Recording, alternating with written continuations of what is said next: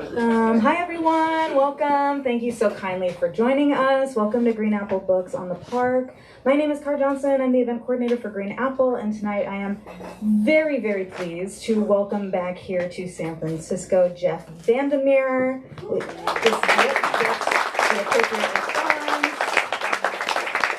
I'm so glad to see you all here. Thank you for joining us. We are celebrating the paperback release of Absolution. Let's give a hand for Absolution. And Jeff is joined tonight by none other than Green Apple fave Colin Winnette. Let's give Colin a big hand. I will likely ask you to clap a couple more times. So get your hands in. Thank you. I appreciate your enthusiasm. Thank you all so much for being here. You could be anywhere on a Tuesday night in October, and you chose to be with us. Good job, literary citizens. We appreciate you. Thank you for your service. I appreciate you all also. If you've purchased the book already, thank you. I have another little note for you about that, but I really appreciate you all doing that as well. Thank you for joining us here in person and also online. Hello, online audience, and waving to a camera if you can't see. We open each of our events here at Green Apple with a land acknowledgement, and so I would like to let you know that we are operating on unceded Ramaytush Ohlone land. We think that land acknowledgement requires action of some sort. So we encourage you to donate either your time or monetary means to an Indigenous organization each time you hear a land acknowledgement. There are many ways in which to participate in this project of rematriation, but we generally direct people to the Ramaytush Ohlone Land Trust, of which we have details about at the back desk if you are interested. I have very brief business before, thank you. I have very brief business before I let our authors take over. Now's a good time to silence your cell phones if you have not already. Picture taking is fine? Yeah, picture taking is fine. But no bad pictures, that's not allowed. Not cool, don't do that. Only flattering photos, and nothing, if you would not post it of yourself, don't post it of somebody else. But don't take a call in the middle of the event is the main reason for me saying that, because that would be super embarrassing for you, so don't do that. That was a joke. It's okay, things happen. And please do check out our full event calendar online at greenapplebooks.com. We have a really great season ahead of us, including the event you are currently attending. I see a lot of new faces, so I'm so glad you came out for Jeff VanderMeer. But if you are interested in other literary events, we do about 2 or 3 a week on average. So if you want to stop by another time, we would love to see you. Please do, if you have not already, buy books. Please do buy books from us, your hosts, if you have not already. If you got a ticket that includes a book, thank you so much. If you are here and teetering on whether or not you want to purchase a book, think about it. I'm always happy to have people in here without buying books. You are never obliged to buy a book when you are in a bookstore. That is my personal opinion. Don't tell my employers that or anything. But I will say that if you have been here before, you've certainly heard me say that when you buy books, not only do you support us as an independent bookstore, you support the writers who put so much work into making these books, and then you get to have a book, which might be the best part. So if you are able, we always appreciate it. Thank you so kindly. Yay, thanks. Yay, books. Yay, bookstores. So a little bit of a rundown about what to expect for the evening. We are going to hear both of our authors in conversation. They're going to talk a little bit. We will hear a brief excerpt from the book. We'll take some questions at the end, and then we will hop into a signing line. Sound okay? Yep. Fabulous. I'll remind you at the end, too, that we're going to have a signing line, so don't you worry. I have further instructions. Without further ado, I'm going to go ahead and introduce the 2 authors who are joining us tonight. First, Colin Winnette is a writer from Denton, Texas. His 2 forthcoming books include Wonderkin in 2027, keep an eye out for that, as well as Dazed and Confused, coming out next year, 2026. His last novel, Users, was a finalist for the 2024 PEN Faulkner Award for Fiction, a New York Times Editor's Choice, and one of the New Yorker's best books of 2023, and was called the first great novel about virtual reality. So there you go, what do you know? By the Nation. Let's give one more hand for our friend Colin Winnette.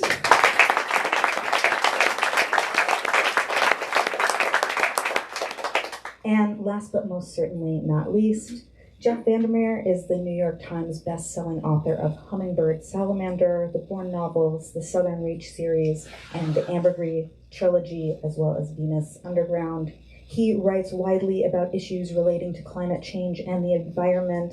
The paperback release of Absolution is the reason we are here tonight. Let's give one more hand for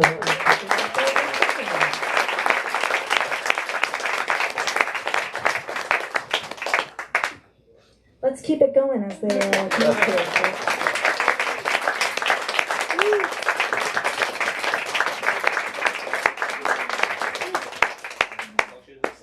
Cool. Oh my God. Hi everybody. How's it going? Thank you so much, Car and Green Apple, for hosting us and doing such a lovely job as always. What an honor and a pleasure to be here talking to Jeff VanderMeer. I'm a huge fan of your work and of your person. So I really, I was thrilled to get to do this. So thanks for having me. Oh, absolutely. Colin is one of my favorite writers, so this is a huge honor for me, and I love Green Apple. So, and thank you all for coming out. Like it was said on a Tuesday when you could be somewhere else in San Francisco. So thank you. Seriously, yeah, San Francisco shows up. Wow. So it does kind of feel like, for VanderMeer fans, it's felt like Christmas for a few years now. Are you trying to call me overly prolific? I'm trying to call you Santa Claus. Because we not only do you have these new books that keep coming, but we also just celebrated the 10-year anniversary last year of the Southern Reach series, trilogy formerly, but now the trilogy with a doppelganger. Right, with a doppelganger tacked on. We get the fourth book, Absolution, and I know we're celebrating Paperback, but it still feels like a big event, a new event to me. Oh, so I guess my first question is about Area X, and what drew you back to Area X? What was it like to return? Well, I had some snippets and fragments and ideas, and initially, actually, the trilogy was a collapsed quartet, which I think is always good. I think it's always good when they collapse into fewer books and become bloated into more. Right. And I also really, I gotta be honest, I'm wary of expanding series. Like, it's like 50-50 when an author does that, whether it's a good thing or a bad thing. But I had these snippets. I had this image in my head of a biologist from some expedition that wasn't known about before Area X was created, leaping up and catching a dragonfly out of the air. And I just thought that was kind of evocative. And then I had this story called The Birdwatchers, which became part of part 2 of Absolution, that I was convinced was brilliant. And I actually, I teach something called Clarion every once in a while. And in the common room for the students, I put something I'm working on out and say, mark this up, to kind of show it's not personal. Just mark up my own stuff, just like go to town on it. And sometimes they're too scared. They think it's a trap. In this particular case, everyone thought it was a trap except for one writer. And she marked the crap out of it. And then she brought it up to me and said, these are all the things that are wrong with it. You can keep these 4 sentences.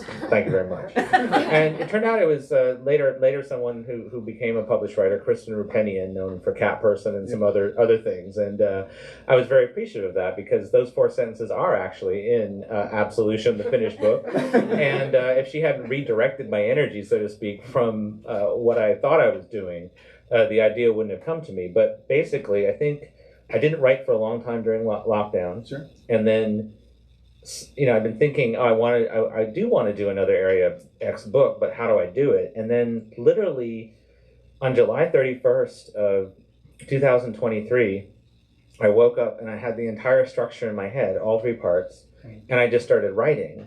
And it was kind of nuts, because I just wrote morning, noon, and night for 6 months. And on December 31st, I had a 140,000 word novel.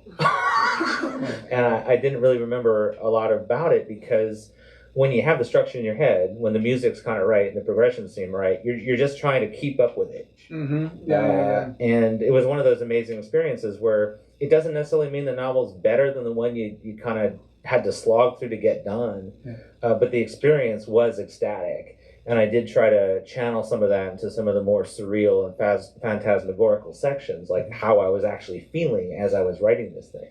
Wow.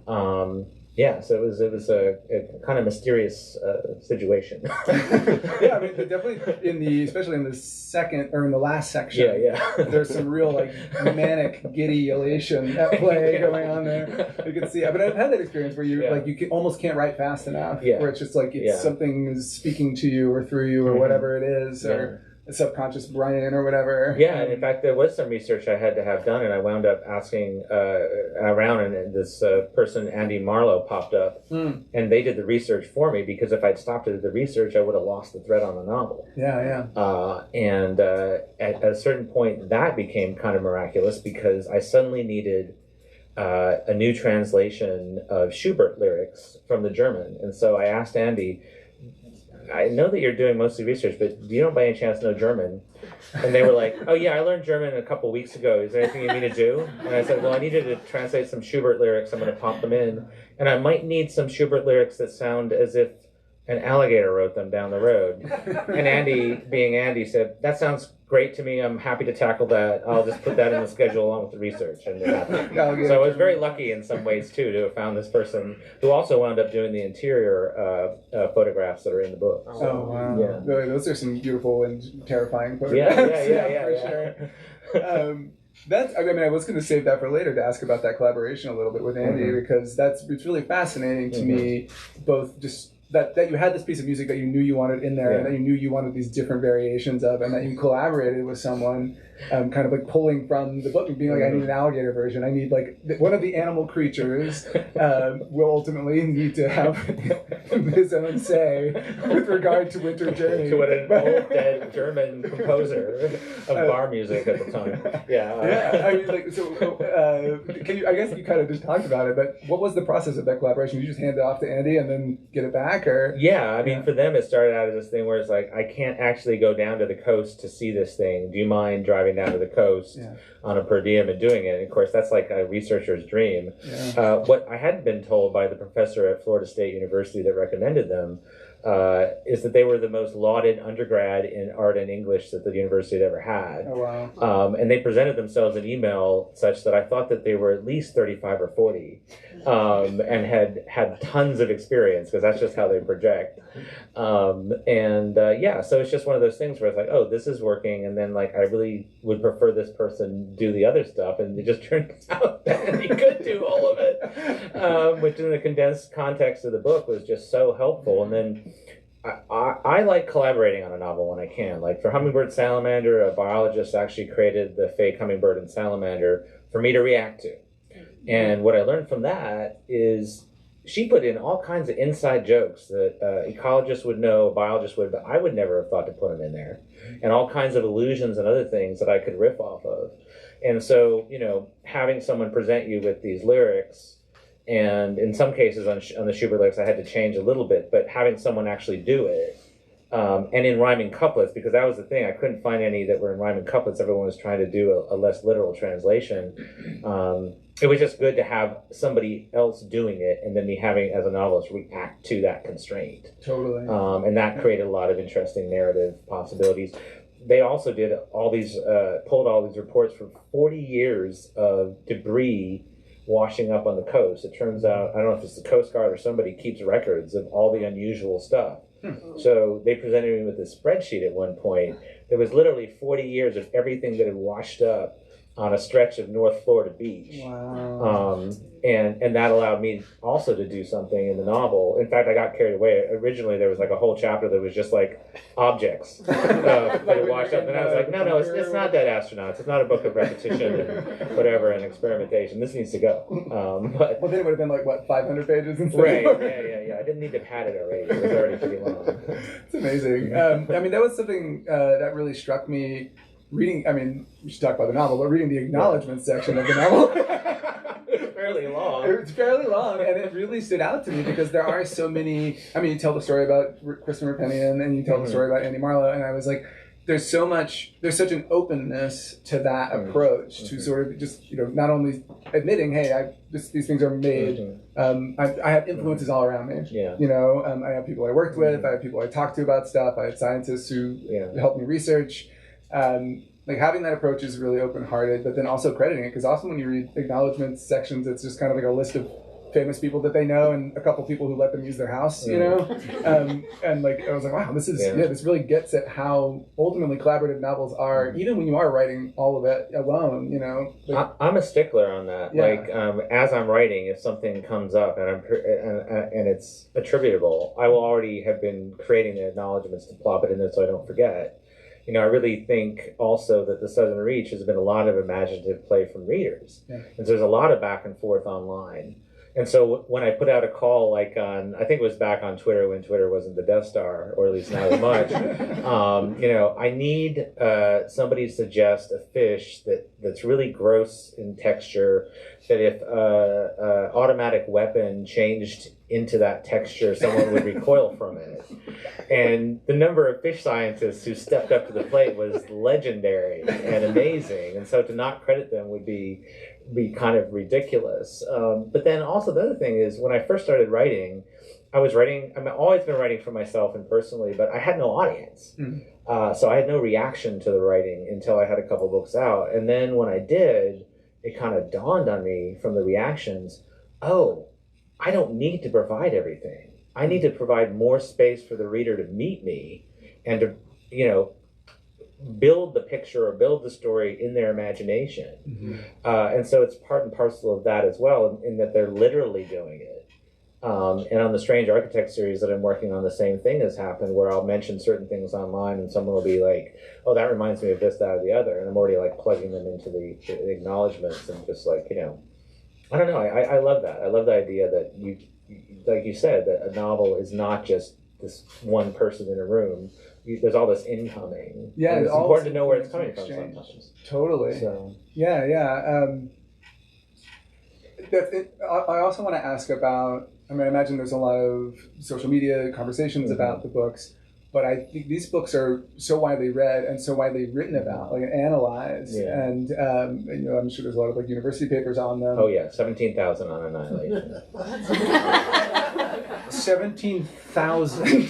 Yeah, right now. I mean, the price gone up as of now. Yeah, but 1,000 undergrads right now. Just seriously, it's kind of humbling. Yeah, that's incredible. Yeah, I mean, that speaks to the success of the work leaving that space for readers, right? Like, and I do think I've always had this theory that like what makes like historically great novels, like the sort of novels that last forever kind of thing, great, is that they have that room for each new generation to claim it and make it their own. And kind of like that's why Moby Dick, like when you pick up that book, you get like the Oxford English version. It's got 20 essays at the beginning from different decades of people being like, this is about the rise of feminism, this is about like Protestantism in America, this is about, you know, the Black experience. You're like, I'm probably not, but but you just see everybody be like, I'm bending this to my will and kind of like using it to make sense of the world, that what's going on with me right now. I think there's something about Annihilation in particular, and it kind of was driven home to me when I did a talk at Notre Dame, and they took me into a room before to meet some Roman Catholic priests who grilled me about the idea of sin in Area X, and I had to say, and I just realized that at that point that I grew up with Buddhist parents. I had no conception of what they were asking me, which was very confusing to them, and the whole meeting just kind of dissolved in chaos. But I guess what I'm saying is there's something about that approach, and having kind of like learned Buddhism by osmosis, just because your parents have that. You know, that kind of belief system, that I think is part of why the ambiguity of the book speaks to people. You know, those underlying different foundational things that allow a kind of a space, and a spiritual space as well, and allows for a lot of different readings. And I appreciate all the readings. I appreciate the readings that I didn't think I intended. You know, I mean, I think there's more intentionality that fiction writers employ than we're given credit for by some critics, but at the same time, you know, there are certain things where it's like, oh yeah, I see that. I guess the only interpretation I saw in the papers that didn't really work is someone said the series was a defense of veganism, and that they were very disappointed that the cat in Authority was named Chori after chorizo, because they didn't understand why I would name the cat Sausage, if it was a defense of veganism. But even that paper had some interesting things about plant life and stuff in it. One plot hole, this cat. Right. But yeah, so but that's been that kind of feeds back into like Absolution, because Absolution has a substrate or a subtext of all the stuff that I read because people were engaging with it and comparing it to other works I hadn't read or other nonfiction or other theories, etc. So it's kind of a positive feedback loop.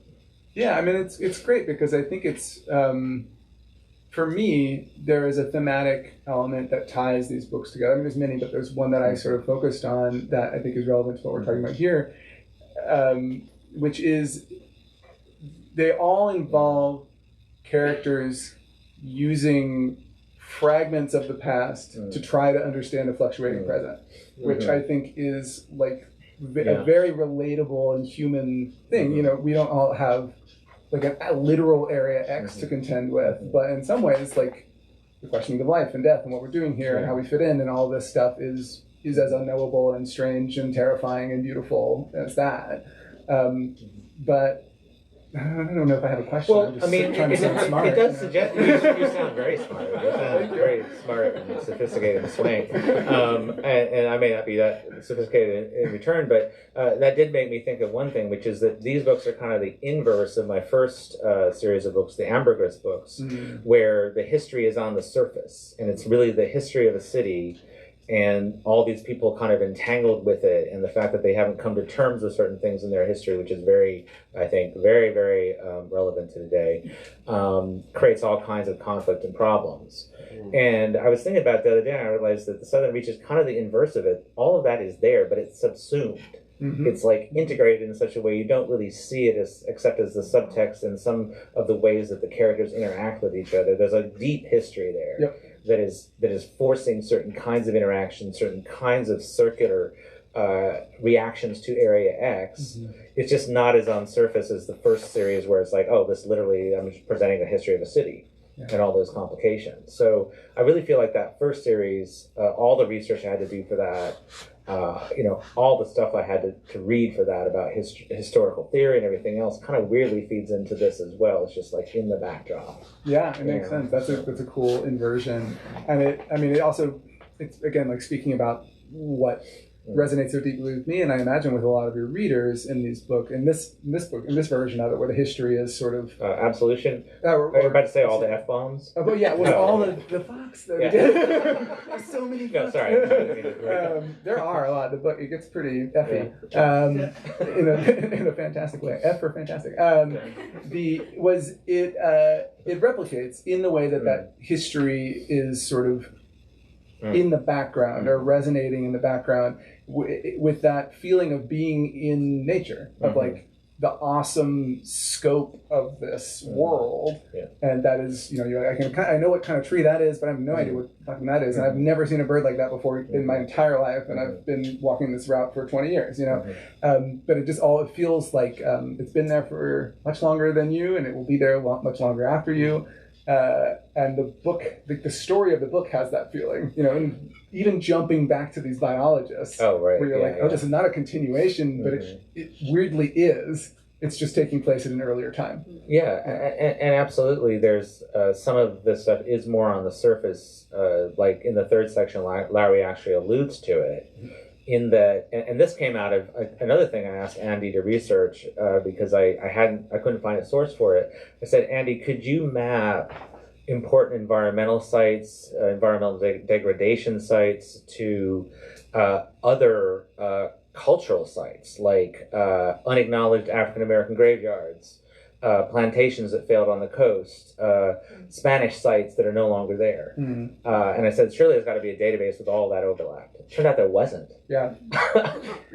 Andy had to create that. And once sense, right? It does kind of make sense, sadly. But once I saw that, it was like, holy shit. It's the literalization of what we've just been talking about.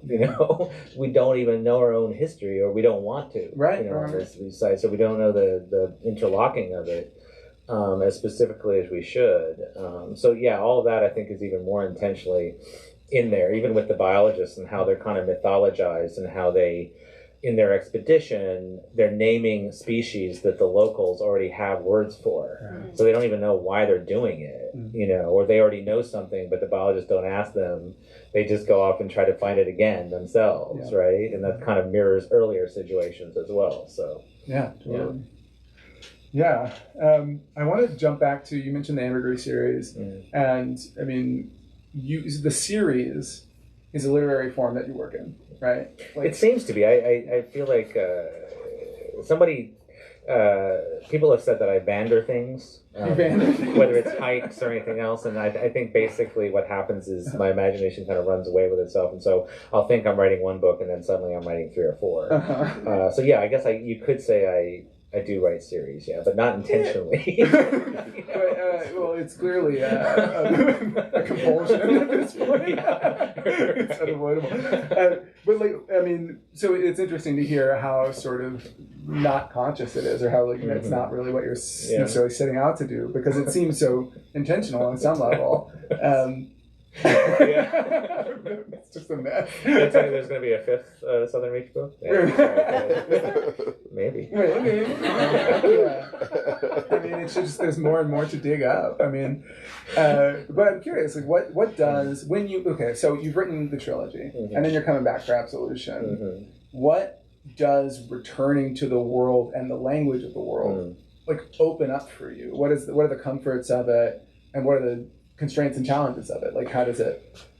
The comfort of it was that I'd even written something like Dead Astronauts, and it actually earned out and sold a lot. Right, and that's right. like an That's absolutely nice. nutso book. So there's that kind of like, readers will follow me a fair distance without necessarily the promise of any reward, and then the Southern Reach readers in particular, by responding with all this amazing fan art and theories and engaging with it, kind of gave me permission to go for it. Except by these drugs, what if he just like dropped the F-bomb a lot and had a lot of hallucinations? Would that be all right? It's like, I think the readers might like that, especially the readers in Glasgow. It turns out they loved it. They didn't even recognize their F-bombs anyway. I did a reading there. They were like, F-bombs? What are we talking about? It's like punctuation. But yeah. So basically, what I'm saying is, in all 3 sections, it allowed me to just go for it because y'all have been so kind. You know, it's kind of your fault. Yeah, not trying to blame y'all, but anyway, yeah. So it was actually very comforting. You know, it's like I can go for broke, and also, quite seriously, when it's the 4th book of the series, you can read this book independently, and I think it makes sense. But in theory, the person coming to it has probably read the other 3. So, you know, I don't have to worry about certain kinds of context, certain kinds of, you know, whatevers.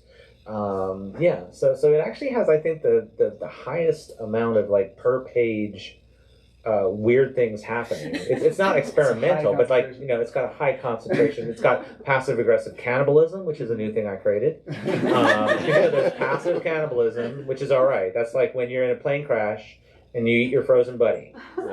There's active cannibalism, which is murder. Don't do that. And then there's passive-aggressive cannibalism, which is in this book. So, is it spoiling anything to talk about that moment? At this point, I don't think so. Do you not want to hear about the cannibalism? Raise your hands. I'll just tell you. It's the least thing going on, actually. Now that I think about it.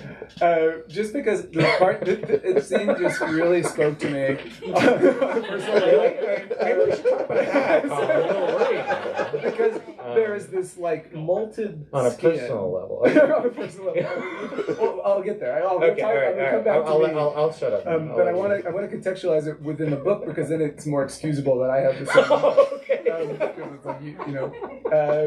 But there's this molted skin of a prior expeditionist, one of the people on the person. Let's just say a person, so we don't give too much away. And there's just a note that says, "Do not eat." So this guy who's been dropping a lot of F-bombs, who is like a real thrill to hang out with, is just like, "Don't fucking tell me not to eat this shit." Like I wasn't gonna eat it, and now I'm definitely gonna eat this. Which I assume is what you mean by the passive aggressive. Yeah, kind of. cannibalism. Yeah. I mean, kind of joking, but it is. Yeah, I feel kind of proud that it's not a very it's an unusual cannibalism scene. It's not one of those cliched cannibal scenes. Yeah. You find in every other novel. Yeah. But it reminded me. I order records every now and then, and sometimes they'll just come with a note that says "Do not destroy." Yeah. And I was just like, well, I wasn't. Like, I really wasn't going to. It would have been the last thing I wanted to do with my record. Yeah. But now I'm gonna fucking write this. well, yeah, and I have to be honest. I had a lot of fun writing that scene because I thought, how can I conjure up something delicious to people? Yeah. And I thought, it's the way you talk about the smell. Yeah. So appealing. And part of that is that I stole large portions of A Christmas Carol, the dinner description. So I want people to think they're having a memory of like a family dinner, but they're really remembering the Christmas Carol and salivating and not realizing and being a little disturbed at themselves. That's pretty incredible. And then the other thing that's kind of funny, and I guess I can talk about this because the book's been out a while, I came to the point where it's like, is he going to eat the head? And then I just really had him reach that decision point in the thing, asking himself that question, and then just be like, I've come this far. Why stop now? Yeah. Oh my god. That's right. I mean, it's really nice to hear. It's a funny scene. It's quite wholesome. The whole book is actually very funny. The last section is like manic hilarity. It's like comedy. I mean, it is meant to be. It's very Area X. Like, it's not full joke. Yeah. But it's I mean, we talked a little bit about this earlier, and I don't want to spoil all the stuff that happened. Yeah. But it is it's interesting to hear you talk about the like that feeling of like, oh fuck it, I'm just gonna go for it. Yeah. Because there is this real sense of release toward the end, second half of the book, and part of that is that the first part is somewhat sad. I mean, it's got comedy in it for sure. Yeah. But it has a lot more melancholy, a lot more vulnerable of a character than we have seen in other books of old Jim. Yeah. And he's really going through something on this professional level, but also on this like personal loss level that I won't reveal too much about. And so then when you get to that last passage, it's just like, woo! Like there's that feeling of like pure elation. And disgust and repulsion. Yeah, and to be honest, that was liberating in a different way. Like, I realized after I wrote it that the humor allowed me to get to a much more transgressive place. The F-bombs even. Like, if I had written that serious, it actually wouldn't have hit in a disturbing way. And so somehow that kind of rollicking F-bomb, dark humor style actually it's probably more transgressive for that reason. It's so much darker too. Yeah. And so it was an interesting thing to discover, that you could write something that hopefully darkly humorous, but it's also hitting on these other levels. Yeah. And then there's also got some research in there. Like there's this great book called Blue about UN bases and the dislocations that they cause on local populations, and then also what it's like to be in these bases because of the way they're structured. And so the base camp parts of part 3 are actually the base commander is actually quoting from that book. Wow. Slightly, and so there's all this real world stuff that comes pouring into it. My favorite part is where Lowry is pissed off because he can't eat their local wildlife. And he's doing like a calorie count of every animal he sees. Like, there's calories. But they're all like Area X animals. Yeah, but they've been told not to because if they eat them, they might be contaminated, which is hilarious because they're in Area X, right? Yeah, and there's it's a certain mindset, right? Yeah. I mean, that is the other thing, is that we've been talking a lot about the humor of this book.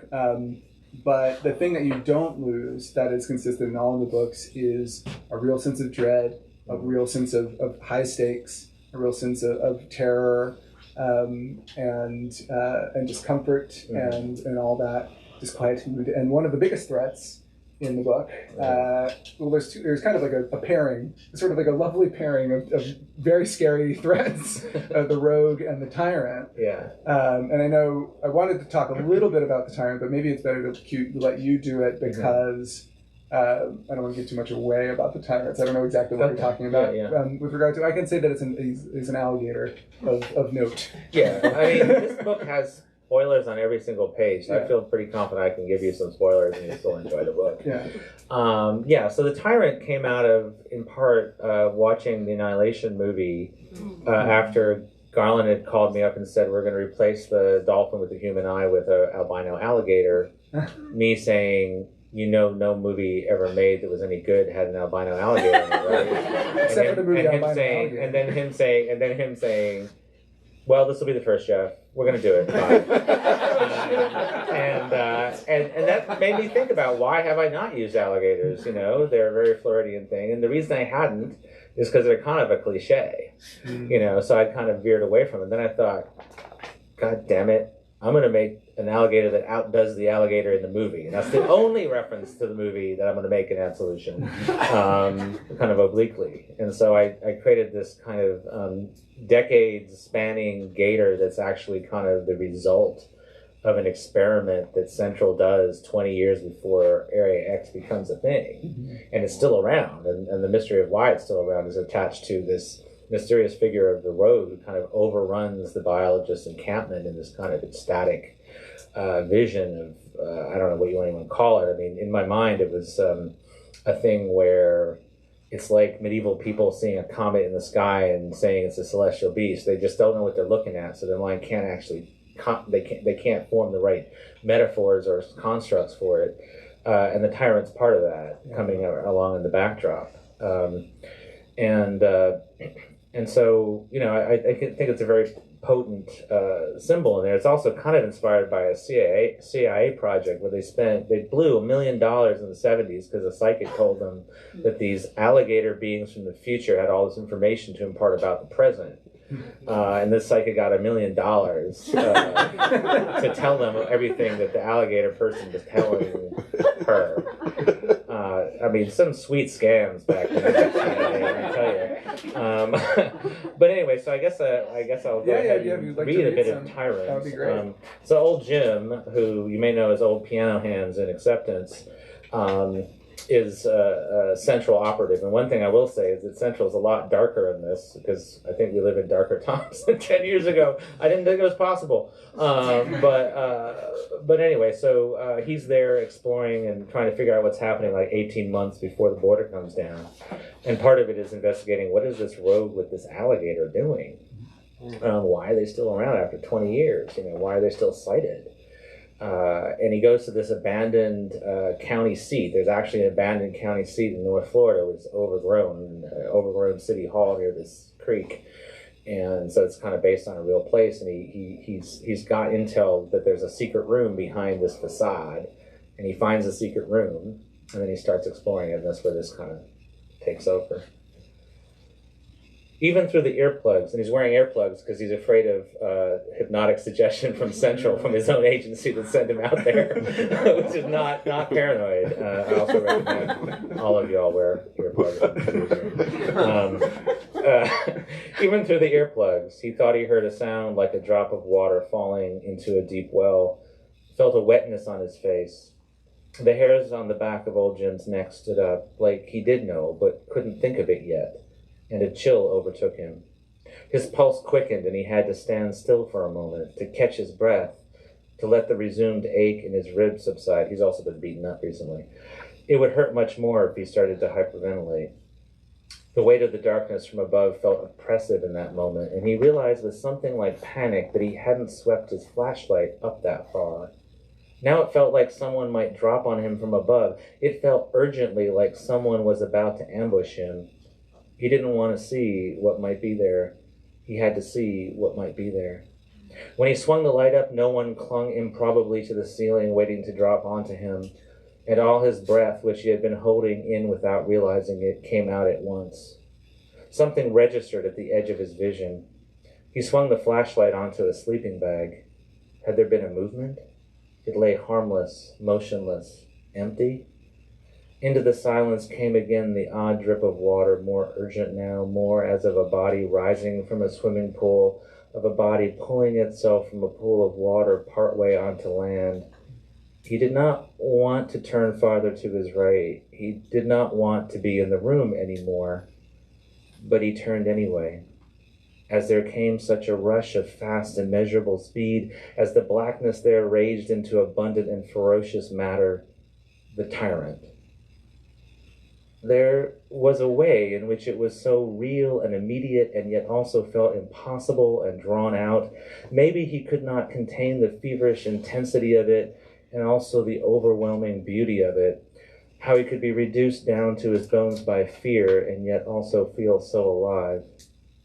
For there, impossible, in the back of the room, a pool of water of limitless depth had appeared where the watermark had been, the edges stippled with the bioluminescence of specks of uncanny algae and duckweed, while in the center of that space, filling it, the great head of the beast known as the tyrant had risen, to regard him with a carious yellow eye, erupting from those supernal waters toward him, the mighty head so armored in scales, reflecting its own strange light as of tarnished silver. The way the bioluminescence at the edges of the pool leapt up as the tyrant leapt up and intensified, so that it formed a collar around the great beast's neck and then fell away, exhausted by velocity. Old Jim screamed, dropped his flashlight, and it skittered across the pentagram, went out forever. He could not escape. He was in the tyrant's jaws even as he turned to run, wider and wider until the pressure held him entire, and he surrendered, lay limp as prey. He thought he was about to die, anticipated the rending of his flesh, the crack of his bones, but that moment did not come, for the tyrant had him gently in her jaws, just the slight febrile pricking of those teeth, held tight but not too tight, against his clothes, his skin, and that maw wide and deep enough to hold him secure as he crumpled into agreement with his fate, and he knew somehow, instinctually, to hold his breath, as the tyrant receded back into the pool, into that impossible body of water, that impossible water, and together they disappeared down into the depths.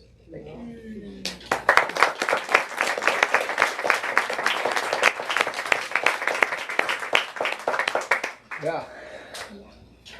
It's beautiful and terrifying. You know? Thank you. So, let's talk about drugs. Talk about what? Drugs. Oh. To the degree that you're comfortable. Yeah, I sure. am curious about the influence of psychedelics on your work. I mean, even reading that passage, it is so, it evokes the psychedelic experience. And if not direct psychedelics, then like psychedelic art, perhaps. Oh, yeah. It's funny because I can't write even with like half a glass of wine. Sure, yeah. The one time I used marijuana in college, I wound up asleep on the lawn in the morning with a cat licking my face. So I have no experience of it, really. What I have is the experience while hiking of like when you really get out there and you're exhausted of having kind of a heightened state. And kind of like the world seeming kind of ecstatic to you. So kind of an extremity of emotion that comes over you because of your physical exhaustion. And then also a deep appreciation for surrealist art and kind of the way that the surrealists, one crude example is they would take a piece of, wood as their canvas, like a flat piece of wood, with whorls in it, and they would put one coat of paint over it, and then shapes would appear out of that. And then they would, the shape would suggest some actual person, human form or animal form or whatever, and they would pull that out and paint it. And so there's things like that that I do, kind of appreciate in art that I kind of transfer in terms of process.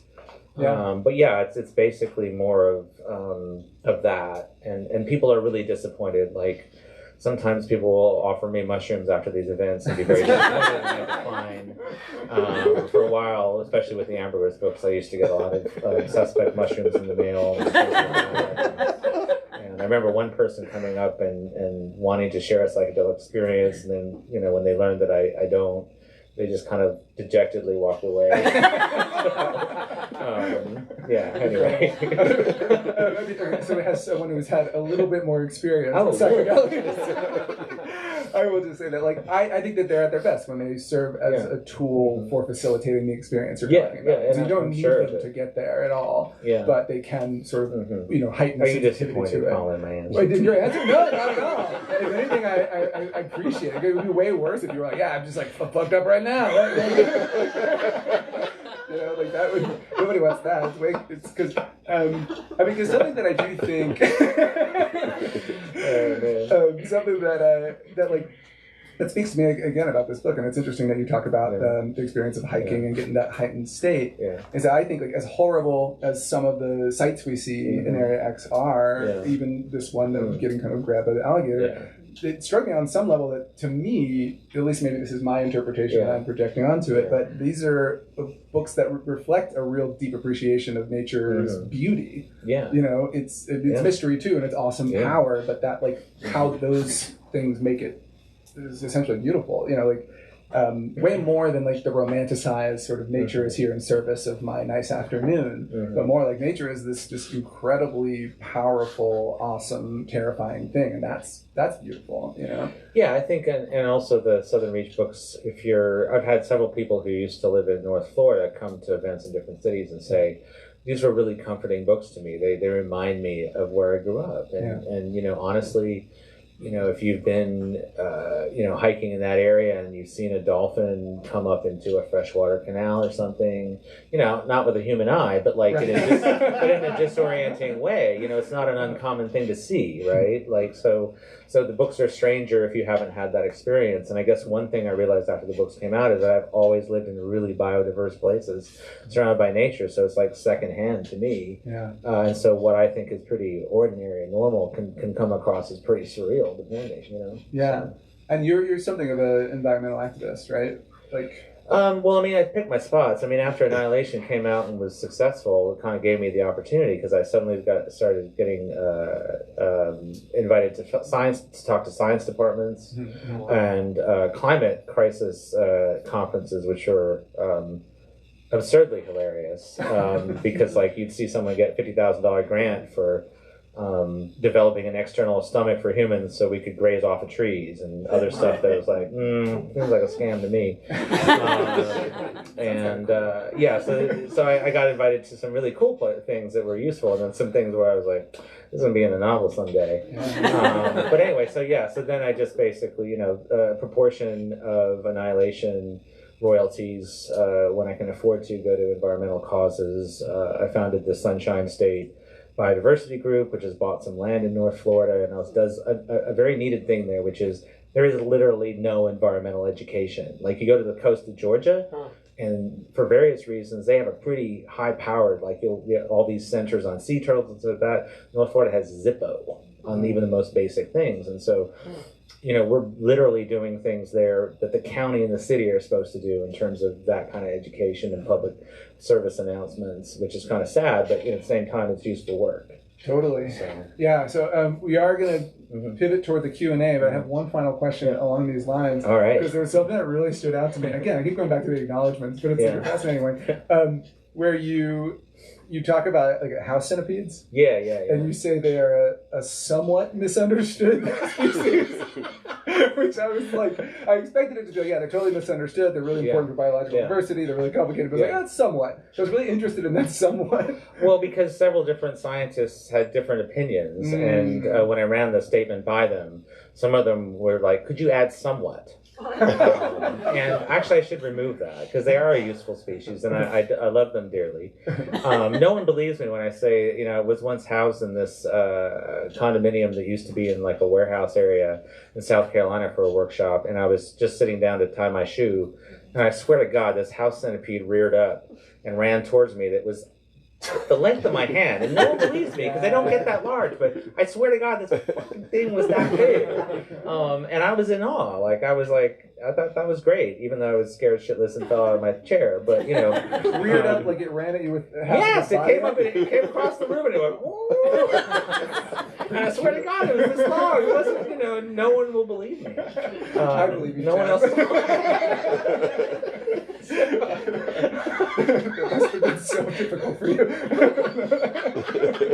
It's been a tragic struggle to get people to believe me on this. Well, it explains what happens to the house centipede in the book, then, I guess. Yeah. Well, cool. Well, we'll pass it over to y'all. I've had my fair share of questions. Might be slightly weird, but for the internet audience, I'm going to repeat the questions into the microphone. So you'll say it, and then I'm going to say it right back at you as if you didn't say it, but it's part of a process. Yeah. Just because you're talking about North Florida, it's like how, like I can't imagine this being set anywhere else. Is it in your mind? Is that where this is, and that is like, could it be anywhere else? Like, I mean, is there a possibility? Like, people that aren't from there that read it, I don't even know what they think of. So the question is Area X in Florida? Yeah. Well, I mean, I never say it's Florida. It's from the details that you might recognize it. And part of that is I just was trying to find the right level at which, when you say Florida, it's almost like you're saying Florida man. So all these associations come in. It's like if you do a political novel and you don't want it to be too topical, you don't mention the T word because then everybody's, that brings something in the text you don't want in there. It's like you need an exorcism immediately. But but anyway, so yeah, it kind of is. But Florida, North Florida in winter is spectacularly like other parts of Scotland, maybe in the fall. Marshes are marshes, so there's some influence of the Pacific Northwest on the descriptions in the book. And not saying it was Florida allowed me to kind of fuse things in a way that seems integrated, seems like it's that area, but that come from other sources. And yeah, so that would answer that question. Is the lighthouse Pacific Northwest-y, or is that Florida? No, that's Florida. Okay. Yeah, I've been up inside that lighthouse. The weird thing is, you're not allowed in it, but I was allowed in it once. It was exactly like I had described it in the novel, which was because I hadn't seen it at that point. No, not that part. No blood either. I mean, just the way it looked. Anyway, my question is a little specific towards you. There was a famous Russian filmmaker by the name of Andrei Tarkovsky, and he did two very famous science fiction films, Solaris and Stalker. Yeah. When he finished Stalker, he said, I will never make another science fiction film again. They asked why, and he said, well, because the subject I find so pulpy, it overtakes the serious themes, philosophy, or the story I'm trying to tell. I was curious for you, for your science fiction work, what are your principles, rules, or guidelines you follow so the pulpiness of the science fiction doesn't overtake the story you're trying to tell?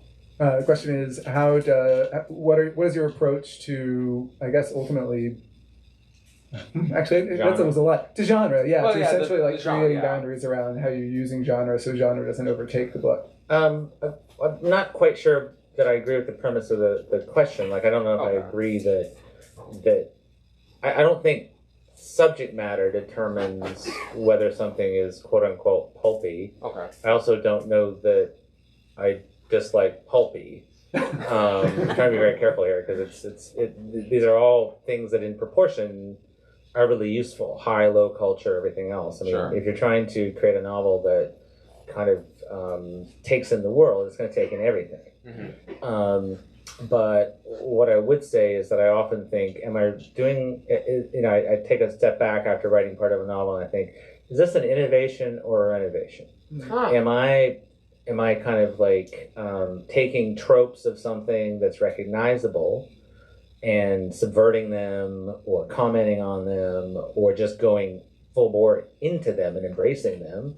Or am I doing something that I'm not sure that there's a template out there for? Mm-hmm. And that'll often determine then like what space I'm leaving for the reader, whether I think I need to leave space for a reader, or like with Dead Astronauts, it's just off the charted territory, so there's no point in doing that. You just have to do the thing in its most primal form. Mm-hmm. And so that's more how I think. I think more of like bits of genre as being part of a palette or part of things I'm using to create something that's more about the character that I'm inhabiting and the way that I see the world, if that makes sense. Totally, yeah. And I think thanks in part to your work and to writers like you who are using genre in that way, or kind of like eradicating the idea of it being toxic in some way, like to help, because I feel like it used to, like in Tarkovsky's time, there was that kind of a stink of but it's a weird question, right? Because I don't like the proprietariness of genre either. I've seen writers who basically are saying science fiction is the only form with which in fiction to like talk about climate crisis. Right. That's total bullshit.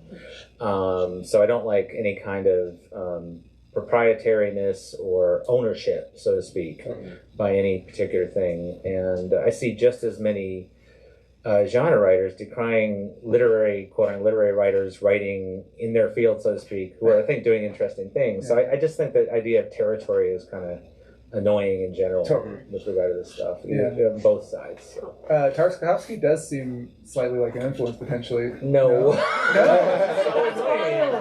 You know why this is annoying to me? It's annoying to me because Garland, for some godforsaken reason, thought, I'll film Annihilation, but I'll shoot shot for shot some scenes from Stalker. So that then Jeff can answer questions about why is Annihilation like Stalker. And it's weird because I like Tarkovsky. I like the Snail on the Slope and things like that. Yeah. But the actual influences are things like In the Penal Colony by Kafka, where they're named by their function, or Other Side of the Mountain by Michel Bernanos, which a lot of people don't know. So it's just this weird thing where it's like, if he was an influence, I would own up to it. I don't want to go to jail or anything. I would own up to it, but it's not. And Tarkovsky, to be absolutely honest, this is going to be really blasphemous. I can only watch him by fast forwarding.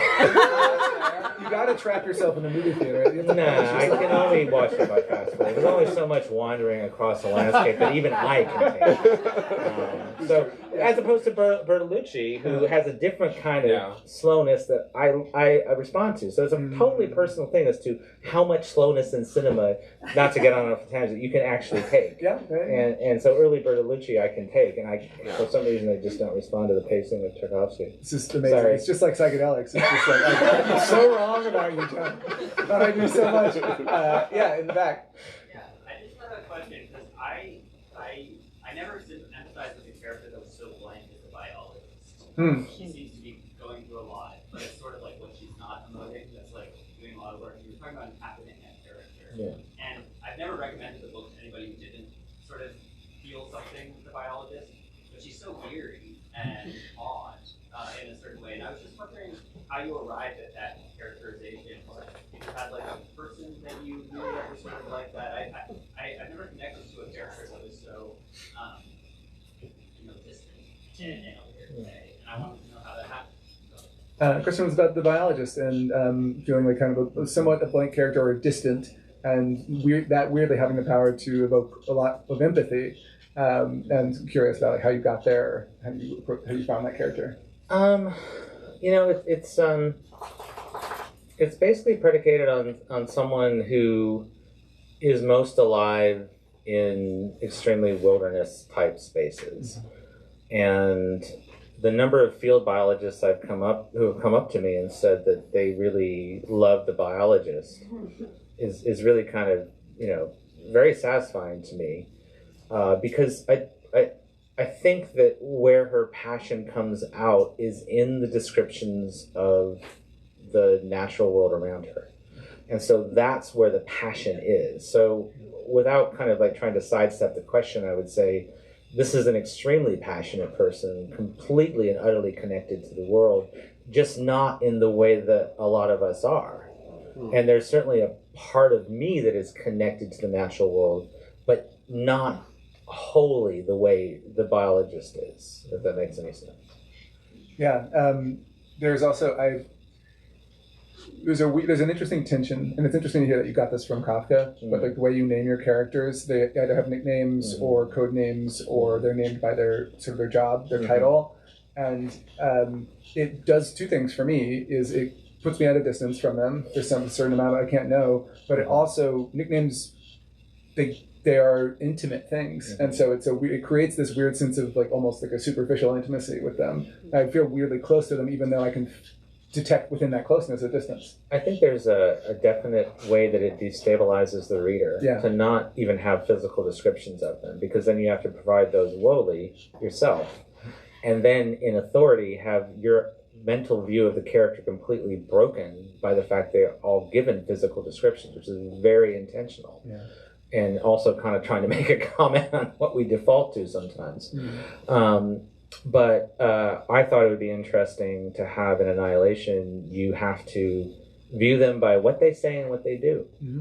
And not by the trickeration of a nickname that you buy into without thinking about why you are, or physical description that might prejudice you in a certain way. And so it's an interesting thing. It's like, are they more remote? Are they more truly themselves? Yeah. I don't know. That's a great question. Yeah. Just a quick question. I was wondering, for when you were writing this book, did you reread the original trilogy?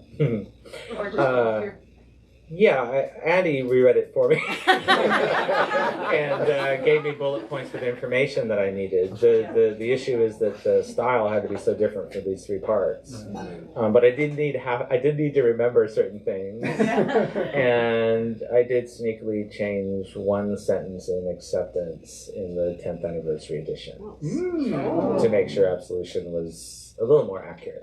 It would have worked anyway, but just kind of, you know. Can we do one more question? Yeah. Okay. Yeah, on the stairs there. No pressure. This is the last question. It's a bad question, but Oh. so I listened to the audiobook version. The discount to the bookstore folks. Incidentally, I was really hungover on a long drive. Oh. And some of the more graphic descriptions that you did had me kind of second guessing the choice. But Oh, thank you. Thank you. As you said, the third act is very manic and very energetic and just was wild. I thought the delivery and whatever actor did it did a tremendous job. But did you have to give any notes or feedback? Because I feel like there kind of had to be a particular way for some of the humor to get across. Right. I think they did a great job. I'm curious if you were involved. Do you want to repeat the question? Yeah. Question was about the process of converting this to an audiobook, and if you gave feedback on the performance. Yeah. So, first of all, I do have final say on who does all the audiobooks. Yeah. And I think they've turned out pretty great over the years. Bronson Pinchot, the actor, did Absolution. He's done several of my other books because he's so versatile. And I had the singular great experience of him sending voice clips to me of him reading it, the third part, while also cursing me, and then vowing that he would find a way to pronounce each F-bomb differently throughout the entire way and have a different emphasis, which I don't think is actually what happened, but the point was that he had to stop it sounding monotonous out loud, and he had to, you know, keep the energy that's on the page, and I think he did a great job, but this is one of the subsidiary joys of writing a novel, is to have now these voice clips of Bronson Pinchot cursing me out while also giving me his read on that third part with all the F-bombs. It's amazing. I really highly recommend that you sample it at least. So, yeah. That's incredible, and a great note to leave on. Thank you so much, Jeff, for having me. Let's all. Thank you. Thanks for being out there as well.